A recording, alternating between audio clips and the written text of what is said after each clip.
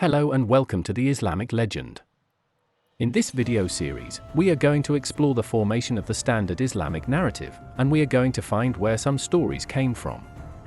Today we're going to talk briefly about storytelling. Let's begin. The legend of Muhammad first appeared in the 9th century, depicting him as a prophet fighting Jews. By the 12th century, works like the Sirah and the battles of the prophet added elements like divine powers and miracles. The legend is set around the 7th century but reflects medieval ideals rather than historical reality. What I have read is on the ballpark of what happened. Even though apologists often quote documents such as the writings from the Sahaba, early manuscripts for those writings are not found anywhere. Let's see what happens when we remove the coverings I added earlier. That's the legend of King Arthur.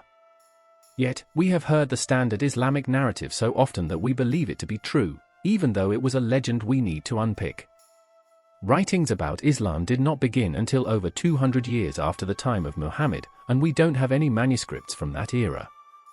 That's approximately the same amount of time that has passed since the French Revolution. According to the myth, everything started here, in Yathrib, and within 40 years the lands under Islamic rule was all of this. The legend also describes Muhammad and the followers mostly as merchants. Many reach the age of 40 years old before conquering all of that. That idea is ridiculous. That level of conquest could only be accomplished by battle-hardened warriors, and we have sufficient information in history and the myths to establish that. The Quran was compiled from notes from a preacher, plus a bit more. The hadiths were old wives' tales. The chain of narration are fabrications, as it will become obvious as we go through this material. And al-Tabari is a step up from the hadiths. In the next part, we're going to try and answer, who was the messenger? Who was the prophet?